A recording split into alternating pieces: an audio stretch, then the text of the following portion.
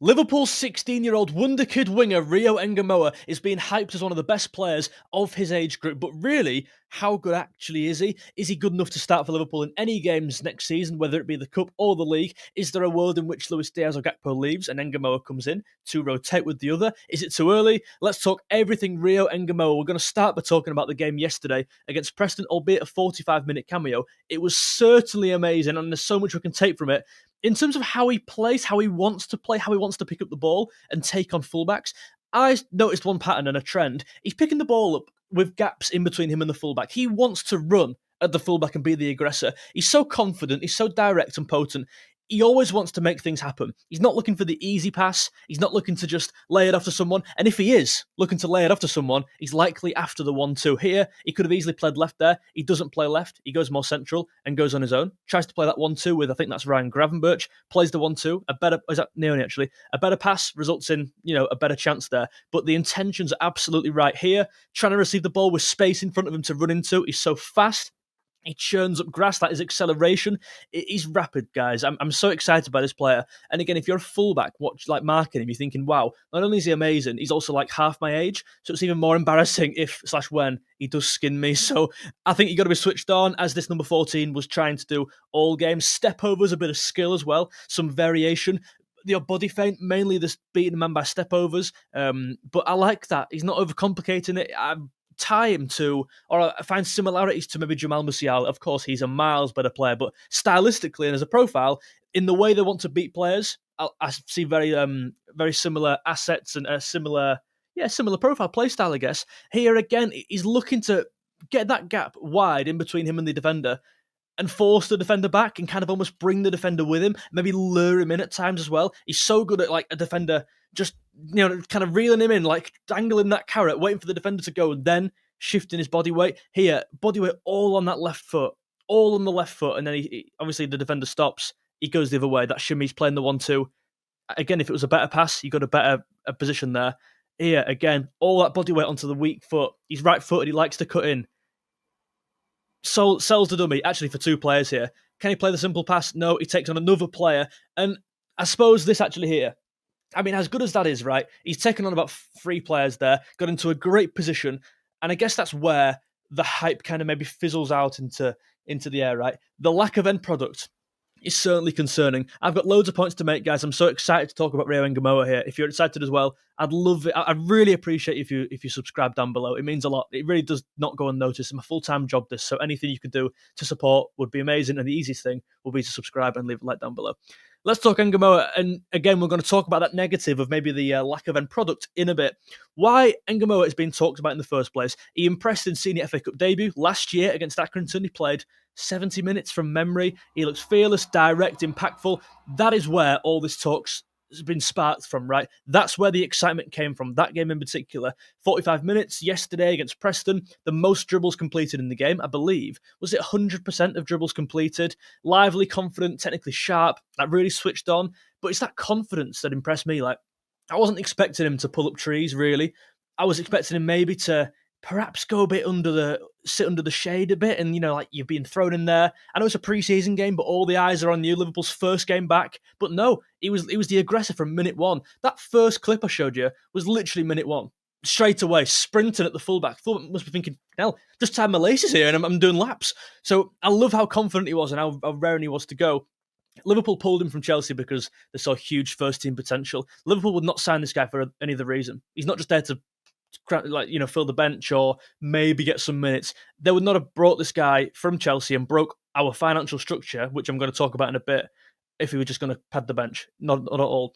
He, as I said, compared stylistically to Musiala, dribbling flair, intelligence, bravery, just the step overs, like not many players. I just think now not many players keep it simple. And you get so complicated. Like, that's why I like Madueke, and I think the signing of Madueke to Arsenal, going a bit off topic, would work because he makes something happen out of nothing. But he's not one of them players who falls over the ball. Like, he's very neat, very compact, and he might do the odd step over. But it's a body feint. It's a simple body feint that is all you need, right? My favourite player of all time, for me, the best player of all time, Messi, was just the best at it. He didn't need like roulettes or like Neymar. Obviously, entirely different players to beat players of skill in different ways, different skills. And I like how this fella's doing it. Did you see that nutmeg in under 16s for Liverpool? It was literally nuts. But if you go on Twitter and have a look at it, what type of player is he? Of course, we've seen from them clips, he's quick, he's agile, he thrives 1v1, he's likely to drive inside from the left, he's right-footed, as we saw from that previous clip. He's going to cut in. He's going to find space inside the box. I see similarities with Cody Gakpo in terms of finding that opportunity to shoot. Can Gakpo get a shot away? Ngumoha seems to be the same, taking maybe an early shot. I would like to see him take more smart shots from better areas, personally, from what I've seen. Just from the odd academy game and the odd England under 16 game, you actually forget how young this guy is. Under 16s, it's crazy, mate. Stronger physically than you'd expect for me at 16. A really, a solid frame. And I spoke about Trey Ione yesterday. Technically great, but I just think the one thing holding him back is perhaps that physicality. He's not grown into a man yet, but he plays like one. Do you know what I mean? But Ngumoha at 16, like he's 2 years younger than Ione.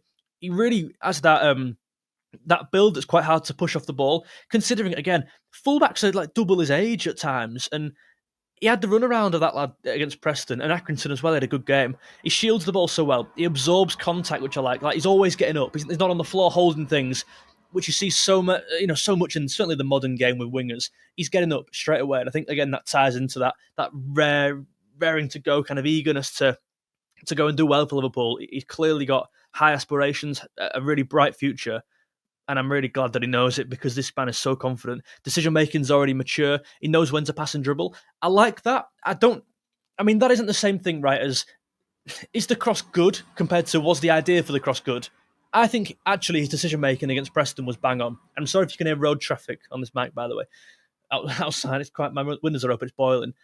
The idea of should I pass is different to was the pass good. I think he made every right choice. That shot against Preston where he cut in, that was the right choice. Didn't work, but it was the right choice. The cross he made to Salah, I think at one point, was the right choice, didn't work. I think his decision-making's good. His England youth stats for the under-16s, nearly 13 dribbles per 90 with a 63% success rate. Very, very good. He's a hybrid winger, inside forward. He has played as I believe, a secondary number 9 for the various youth teams he's played in.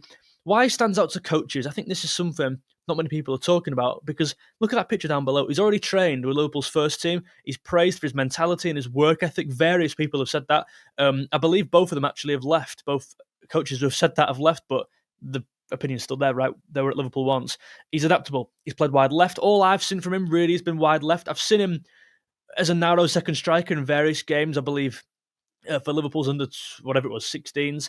He has some really nice finishes into the bottom left, coming in from the left, so he's kind of taking the near post shot instead of going wide, or across goal, which I like. The central attacking midfield slot, I think he could definitely play in. He's got that physicality, I think, to play there. He's certainly got the, obviously, on the ball capabilities to play there and protect the ball. He protects the ball well. Maybe like Ione, maybe just physically. I think for a 16-year-old, there's a lot of positives there, but he is only 16. To put a man in a number 10 position for Liverpool, a 16-year-old is pretty brave, right? I mean, physical or not, like, for your age, that's still something. That to put you in as a number 10 and give you the keys, I think he has to stay wide for me now. Certainly in this development stage of his career. Maybe, we move forward and he plays more centrally. I look at Ethan Nwaneri at Arsenal. I see him more of an inside player, more of an attacking midfielder. I think a lot of people see him as a winger. I don't, but I think maybe 2 years ago, I would have seen him as a winger, or he was a winger. I guess you start there, you move more inside. I think a lot of players, that's very relevant, isn't it, in football? Like, whatever age you are, the better you are, the further into the middle you go. That's how it tends to be, right? Like in Sunday League, literally the bottom of the bottom of football, your best Sunday League player would have been your midfielder, your centre-back, or your striker. If your best player was your full-back, your team was crap, basically. Do you know what I mean? So I think that natural progression is to move him more centrally as he develops into more of a man. And Slot's pressing demands, Ngumoha fits, he's energetic, aggressive. Yeah, there was one instance, actually, where he lost the ball with the pass yesterday, right on the byline towards Preston's goal, and he's all over this fella trying to win it back. He actually ended up on the floor, but he's throwing everything at it. Like, that sheer determination is something you can't coach. That's something that you need from these young lads, and if they want to make it happen, if they want to earn this place, they will earn it. And I've no doubt Ngumoha, is going to do that. And the reports from Melwood, he's outperforming older players in drills. I'm not surprised to hear that at all. I bet he's embarrassing older players. I bet he absolutely is. And Slot values the youth pathway there if he earns it. We've got quite a young squad now. I mean, what's the average age of our squad now? I look at players who are over 30. Salah, Robertson, Alisson, Van Dijk. Not many of them, are there? Like, really, there's what, maybe 5 max. Gomez. Is Gomez over 30? Anyway, there's not many anyway. So I guess Slot is valuing the youth more so than than other managers would do, I'd say. How he could fit into Slot's Liverpool. Liverpool's front line is evolving. Future rotation behind Gakpo and Diaz makes sense. We'll talk about if one of them leaves on the next slide. He's press resistant. He thrives in tight spaces. Key for Slot's midfield overloads. He could mirror Soberslai's role, wide to central in attack. I think that's a really good point. The thing is, like, obviously Wirtz has come in and Wirtz plays in that left-hand zone in the attacking space. So maybe they're treading on toes a bit there. But that role that Soberslai takes up on the right-hand side of midfield, I think in a couple of years, this guy's got every skill set to fit in there off the left in that kind of similar role, getting on the ball more, pressing. You know what I mean? I think getting more involved in the game. Again, I mentioned Waneri, moving more centrally. You get the better players involved in the game more. It just makes sense. So I see a natural transition. I said again, more central. Good link-up play with overlapping fullbacks. We saw it with perhaps Kirkes. I mean, obviously they didn't play on the same pitch when they played, but I think that could definitely be something that we see. I do think you've got to think about, if Ngumoha starts, it's likely going to be in a cup game. And in that cup game, is Kirkes going to start with him? I'd probably say no. So, yeah, they could have good relationship. Obviously, Kirkes overlapping Ngumoha, because Ngumoha starts quite narrow at times. So that could really work. However, in a cup game, you've probably got to think about maybe Robertson starting or maybe Simikas starting. Are these two going to overlap each other in the same 11? I don't know. I don't know. I'd actually think I've written down here Sima Kirkes against. I don't know. I've written that. Kirkes actually had a really good relationship with Gakpo. I thought in terms of the spaces they occupied, Gakpo more narrow, and Kirkes overlapping, and they seem to understand with each other in such a small space of time. They've been with each other, when to go and when to hold. Kirkes actually inverted into midfield whilst Gakpo played wide, and I think Ngumoha, he's shown he can play wide. He's shown he can come deep and receive the ball. Literally, one of the first touches he made was coming deep to receive the ball, flicking over someone's head yesterday against Preston. So I think he's adaptable. You know what I mean? I think he could play with either type of fullback. He could play with a Robertson, who's more going to hold and let Ngumoha just do what he wants to do, or he could play with the Kirkes. He's got the work rate to get back and cover for Kirkes as well when he gets forward. It's just exciting, right? How these patterns are going to work and how these players are going to form relationships. It's a natural fit for Slot's high-tempo fluid rotations between the front five. It's so exciting. It really is exciting. Is he ready yet? That's the big kind of question here, the big elephant in the room. It's not about talent, but timing, opportunity. When do you give him the chances? I think pre-season, you give him 45 minutes. Maybe the next game, you give him 45 minutes as well. Maybe the cup games like last year, the Accrington game in the FA Cup, you give him some time in them games early on in the FA Cup, in the EFL Cup.